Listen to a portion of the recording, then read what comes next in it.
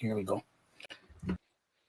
Hey, everybody, it's Sapisa, and welcome to the Fired Up Network. Welcome to NBA Jump Ball, an NBA Finals preview with the broadcasting legend Storm and Norm Rumack and the long-range bomber Tracy Murray. First of all, Trace, before we begin with the NBA Finals, on this panel, I was the only one who correctly predicted the NBA Final will be the Indiana Pacers and Oklahoma City Thunder. Now, no, I did, Trace. Norm knows. All right. But now here I didn't say the Knicks. Sorry? I did not say the Knicks. I didn't say the Knicks. I said the Pacers and Thunder. Norm I said that too. He's in love with Carmelo. I said that too now.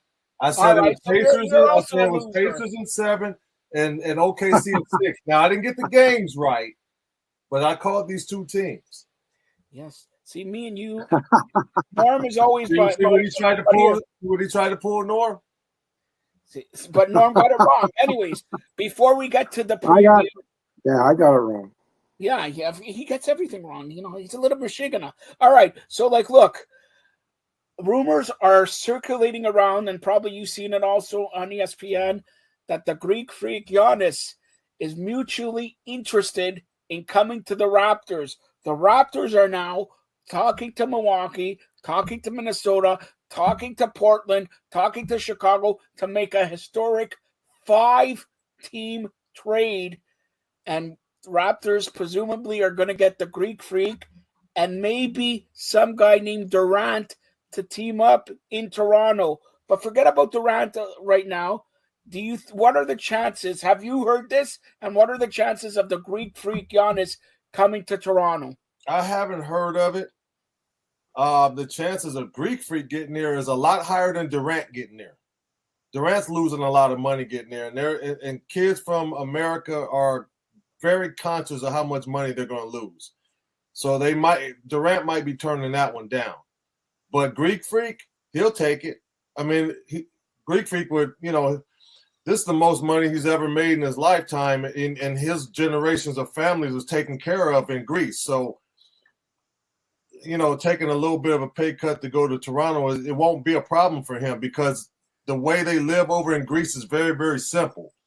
So money is not an issue living in Greece. All right. Now, a follow-up question, and then Norm will jump in his thoughts here. Does that make, if they do get the Greek freak coupled with the people who they have, does that make the Raptors number one in the East? Because it looks like Boston, he's their number one player is not going to be playing maybe the whole year. Cleveland, they're okay. The Knicks, they're okay. But right now, if you take that nucleus of the Raptors who have, and maybe they give up Brandon Ingram, a couple picks, maybe a guy off the bench, Grady Dick, something like that. But does that make the Raptors the favorite in the East? No, they still need pieces. The Pacers are the favorite in the East. The Pacers are proving it. They're a young team. You're gonna have to fight the Pacers for the next 2, 3, 4 years. All right, Norm, what your thoughts on possibly trade of Greek freak to Toronto? Well, it'd be nice, but let's say I have my doubts because it doesn't sound like the Raptors are giving up a whole heck of a lot. So there's something not quite adding up. Yeah, and you got to give up something. Got to give up a superstar to get a superstar. It's like, so which superstar are the Raptors giving up? That makes it worthwhile for Milwaukee. Like, why would Milwaukee want a role player? I mean, in draft they have to give up Scotty Barnes. Yeah. Yeah, exactly. All right. Anyway, so getting on to this final. So no, Trace, hold on. Before we hold on, you just told me to go ahead. No, I want to ask Tracy a question about the Eastern Conference Final. We talk about the Raptors, who they gave up. Pascal, MVP of the East, turn finals. OG was playing great for the Knicks and all that. When you see Pascal and OG specifically in an Eastern Final and playing their heart out, if a Raptor fan, do you think we got enough for that trade that Musai did? Well, I mean, you got to really look at, since the championship, look at all the guys that are flourishing. Norman Powell, OG, and Pascal. those three alone, you're sick as a Raptor fan watching those three do what they do. And whenever Kawhi is healthy, he's still a problem. And you even saw Precious Achiuwa get a couple of minutes and have his little spark. So, I mean, sometimes when you make moves for the future or people want out because of salary issues, it really hurts the team. But, when they go somewhere else and they do well, it's kind of hard to see, Okay, Norm, go ahead. Okay. Yeah. All right. So Tracy, on paper, we've got a great final matchup. Lights out offense from Indiana. They're like rope-a-dope with all their scoring, if I can use the boxing term. And then, of course, Oklahoma can smother you with offense and with defense. So it's a great matchup. Lots of excitement and some great superstar players on both sides. This, to me, has the feel of like a 7-game series with maybe a few or several overtimes. Do you see it that way, Tracy? Not overtimes, but I think it's going to go 6 or 7. Personally, I think so, because just like you said, the offense and the clutch play of Indiana, but you have multiple defenders, especially on the perimeter, with OKC that's going to make Indiana's life miserable. Defense travels. It goes from arena to arena. Sometimes your shot don't.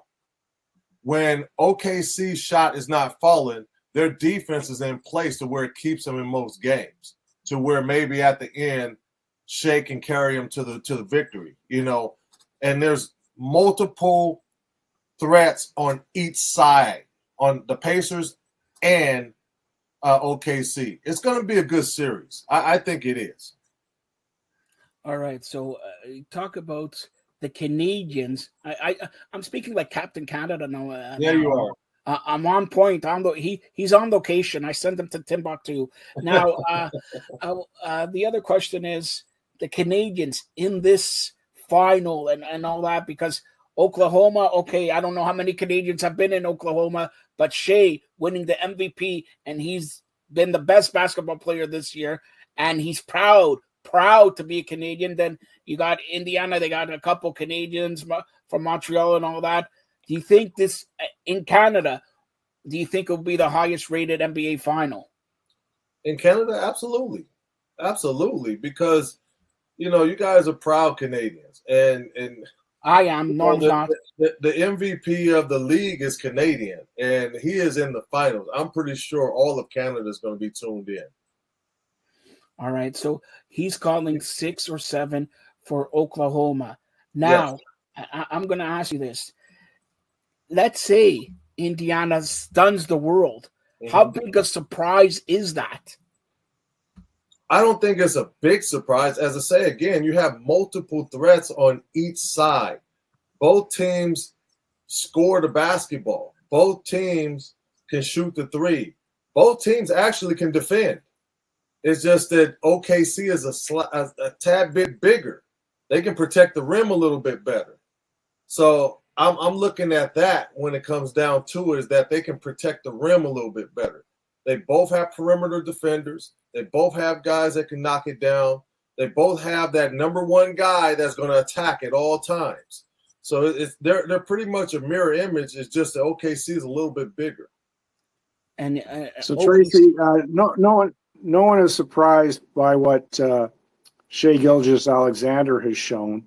No. Is anyone, including you or your NBA peers who you speak to, surprised at all in terms of what we've seen in the evolvement, big time, of both Tyrese Halliburton and Pascal since he left the Raptors? Is anybody surprised to see what those two are doing? I don't really talk to anybody, but just me, myself, being an analyst, I'm not surprised. I see Pascal putting in the work every summer out here at UCLA. He's been doing it every summer, even when he was in Toronto. He was working out with Rico Hines out at UCLA, getting his game together. So what I see out of Pascal is not surprising at all. He's improved every year. Halliburton is a very good player. He has a chip on his shoulder. He's super unselfish. He's really for the team.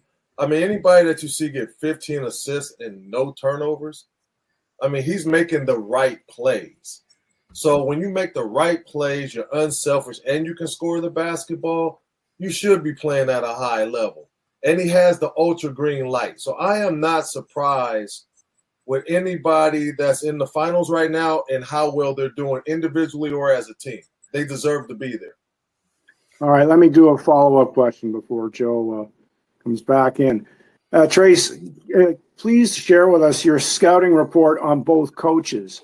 I mean, Carlisle's been around for a while, so probably I think folks are a little more familiar with him.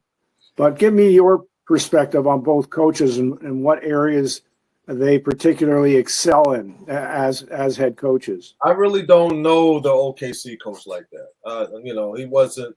I wasn't around when he was around, so I really don't know him, his background, what his philosophies are.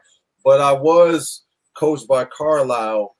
He was an assistant to PJ Carlissimo when I was in Portland. Carlisle is a worker. He was a worker as a player. He was a worker as an assistant coach, and he's a worker as a head coach. So everywhere he goes, they win. So, it doesn't surprise me to see him in the finals. And whatever the OKC coach is doing to make them buy in to that system of defending, sharing the ball, and understanding that Shea is the guy.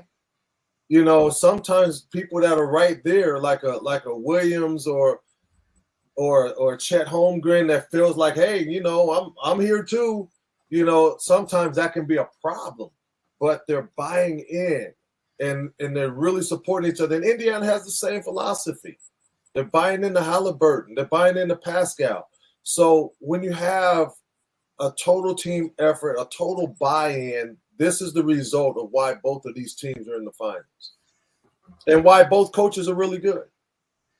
All right, a special shout out to Miles Turner. The guy played 10, 12 years, finally getting to the championship level. And, a lot of people are gearing for Indiana and also for Oklahoma because unlike Norm, I don't think anything good has come in Oklahoma. They haven't won anything except maybe, Barry Sanders coming out of Oklahoma or something. It's going to be a party in Oklahoma when they win, if they win and everything like that. And I'm going to say this. Unlike the Denver Nuggets, who had a Canadian as a point guard, Murray, and all that, I think Oklahoma, because they have 26 first-round picks in the next 10 years, are going to capture the NBA title more than once. Put it that way. I think they're going to be, I wouldn't say like a dynasty, but I don't think it's the first time they're going to go only time to the NBA Finals. What do you say, Trace? They're not going anywhere, I'll tell you that much. They're going to be there for a while. Their window, same thing with the Pacers. Their window for championships is open right now. This is both of their windows of opportunity. They have 2 to 3 years to get it done. I think Boston's window is closing. I think Denver's is closed. And I don't really see anybody in the West challenging OKC, maybe Minnesota if they get the right pieces in the offseason. To go back to Turner for a second, he was rumored in a trade to the LA Lakers earlier this year. Aren't they glad that they didn't do that? That would have disrupted everything in Indiana. I think 10 years of being in one place and gutting it out and now finally getting to the finals, that's worth a big payday if he's a free agent. His just with his loyalty alone and how valuable he's been, I think they need to consider not moving him. Let him retire a Pacer. So you mentioned Turner, and Norm, if you want another question after this, you can ask it. But you mentioned Turner. TNT, the Ted Turner Network, after 30 years, finally signed off this weekend. Trace, give me your memories, because when we were a youngster, we're the same age, except Norm's 40 years older, but we're the same age. Basically, we grew up with TNT, even though in Canada you did not see it, but you had to have satellite dish and all that. They were a staple of NBA, staple of NBA. Now they're going to Amazon and NBC and Charles and Shaq and everybody's going to join ESPN. I like to see, Stephen A. Smith up against, first of all, but myself, I'll destroy him. Second of all, against Shaq, against Charles Barkley and all that. Give me your memories of TNT coverage, and what do you expect? Do you expect the same thing or a little bit tweaking here and there when they move to ESPN? It's going to be different. I know you're going to have the same crew, same directors, same producers, same cast of characters, but you're on a different network. And when you're, hey, I work for Mickey Mouse too. You can't do the same things on, Disney that you can do, at TNT. They had so much freedom to do or say wherever they wanted to. And I hope they don't bother that show. I really don't. When I first think about TNT, I think about the many games that I played on TNT, first of all. Without Turner, there would have been a lot of my games that probably wouldn't have been seen. So shout out to Turner. Thank you, for the memories. But when I think of Turner and I think of TNT, I think of Craig Sager. Craig was always there. He is missed. I miss seeing his bright suits on the side.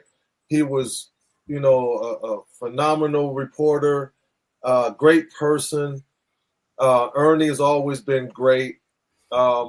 Ernie's pretty much the voice of TNT. So you're losing the voice of TNT to go to another company, which is sad. Like if I was to think back to NBC, I would say Marv Albert was the voice of NBC. I think over here, I think of Craig Sager for sideline. I think of Ernie in the studio, and what's the name with Reggie? But Brian Anderson. No, the veteran. I know. I can see his face. Yeah. He did the game last night or 2 nights ago. Anyway, Harlan. Yes. Yeah. No disrespect. Sorry about messing up the name, but Harlan, man, it's like those three were staples in the 30 some odd years of TNT. They were the guys, and then everybody else that came in, they were like the ones that drew the pictures, and everybody else colored it in. And don't forget that Reggie's sister. Everybody, I'm gonna miss the multiple personalities that was on that show or on that network. Reggie's sister, Cheryl Miller, also. Absolutely. And Norm wants me to say a couple more guys on TNT. Trace, you'll know them. Eric Bischoff, Bobby Heenan. Yep. TNT. Norm, you remember Bobby Heenan? He reminds me of. Doesn't Bobby Heenan remind you of Norm, that weasel? Come on. All right, no, he reminds me of you. I'm not the weasel. I'm the brain. Hey, Tracy, getting back to the finals. You always do a great job analyzing all kinds of aspects of the game.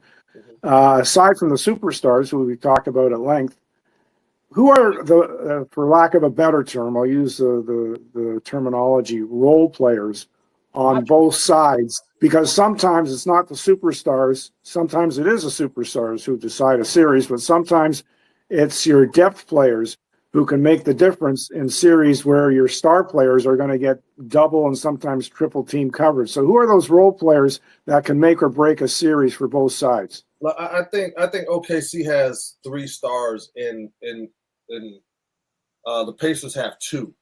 But the role players that are key to me because of both being able to score and play defense, and sometimes they can be that 20-point scoring effort that takes the game to a winning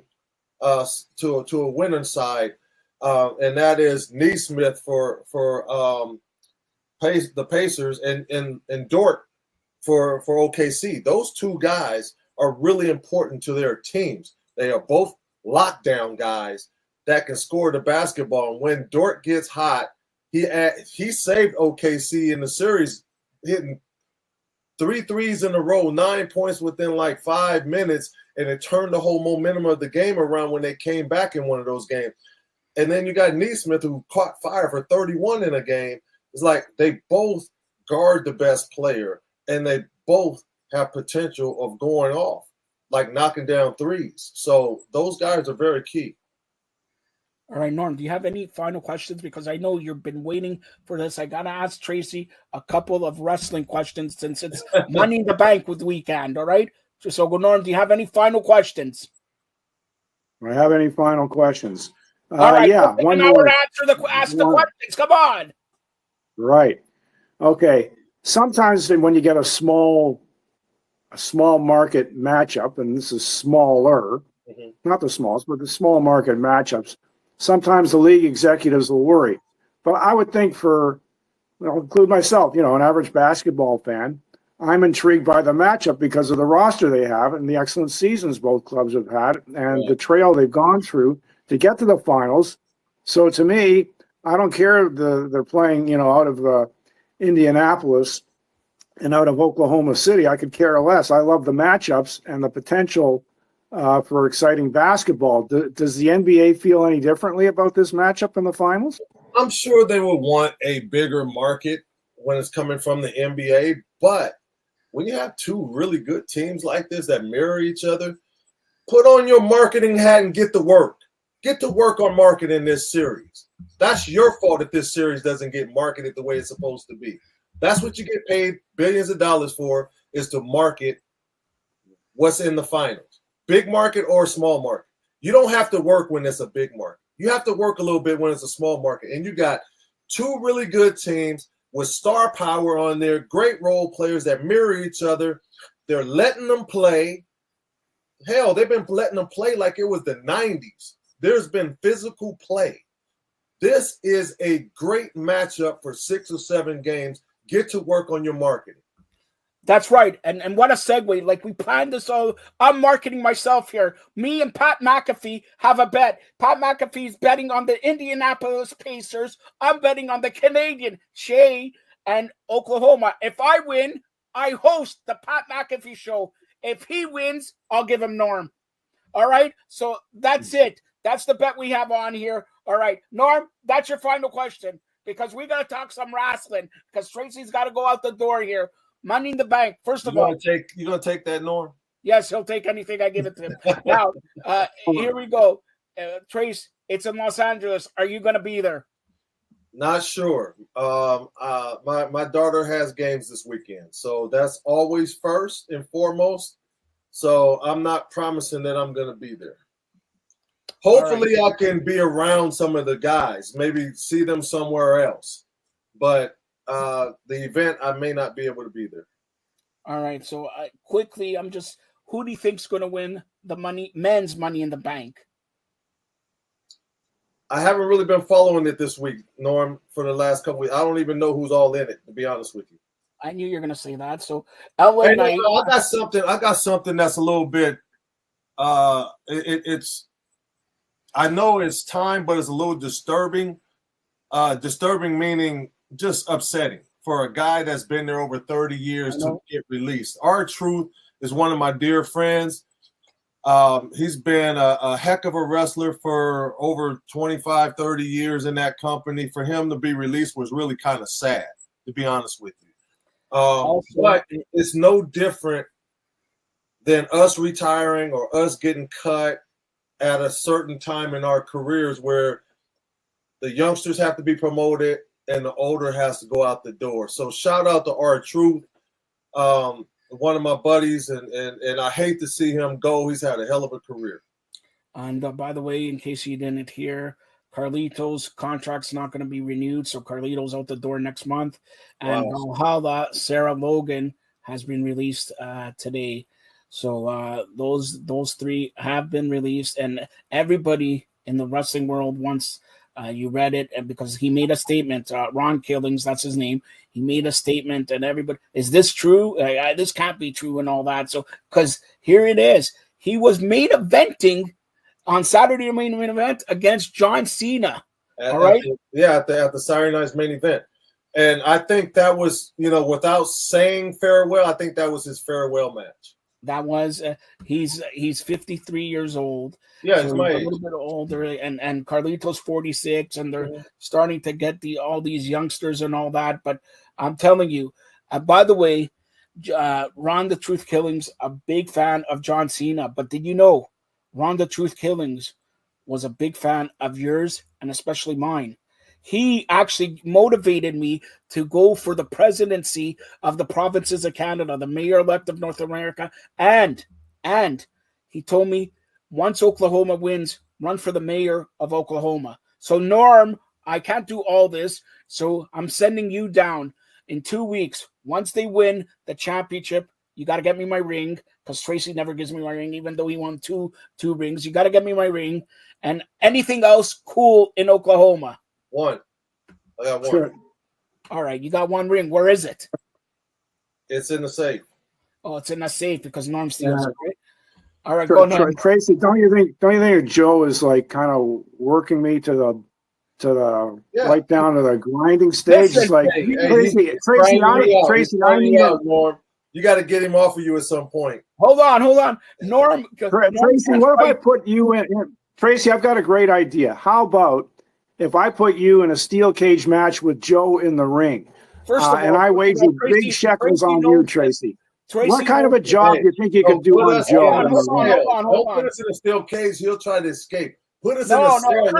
I can't even lift up my legs. That's number one. Number two is, you know me, as the president of the province of Canada, I'll hire Captain Canada, bring him back from Guatemala, and he'll be the special referee.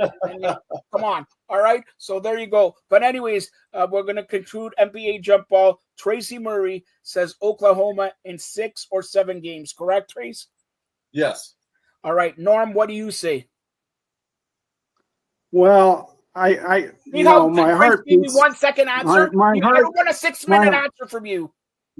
Yeah, well, we're up to 30 seconds, anyways. I can stop. Well, pick Joe, you got an interesting way of going. Now we're up to 45 seconds. Oh, okay. my heart bleeds red and white for Mr. Shea Gilgeous Alexander from Hamilton, Ontario. I got to go with the Canadian kid. I got to go with him. I'm sorry. I got to go with the Canadian kid. I'm going to pick Oklahoma, but I think it's a riveting series, and I'll take OKC and SGA to take it in 7 games. And I was only going on gut feel. I mean, because I'd like to see some overtime. It'd be great if every game was overtime. But anyway, I think it's a great series that we're going to and a memorable one that we'll be watching. So I'm hoping for Shea Gilgeous and the rest of OKC Thunder. First of all, for those people who don't know, Norm said he bleeds red and white. First of all, blood is red, not white. Second of all, you're on Canadian television. You have white blood cells, Joe. Yeah, you're right. Never mind. I'm not even talking white blood cells. Yeah, I'll give you blood. All right. So, Trace, you're in Canada here. The Stanley Cup, Edmonton, Florida, in a rematch. I mentioned you're in Canada here, and let's face it, I'm the president of the province of Canada. I'm going to make you an honorary Canadian. Who is your pick for the Stanley Cup? I'm mad that the Maple Leafs aren't in, man. Yeah, don't be mad. It's 60 years. It's going to be another 60 years. Don't worry. Come on, Trace. So with that being said, I got to go with Edmonton. See? Now watch this, Trace. I know you wanted me to do this all the time. Norm, he picked Edmonton. You're picking Edmonton. I'm picking Edmonton. In honor of all 3 of us picking a Canadian team, close it out by singing the Canadian national anthem, Norm. Well, if I had any singing talent, I wouldn't be doing this for recreation, Joe. Let's put it that way. So I'll just finish. Oh, Canada, we stand on guard for thee. Excellent, Trace and Norm. Trace, thank you, Tracy. Thank you. Tracy, would you like to be my agent?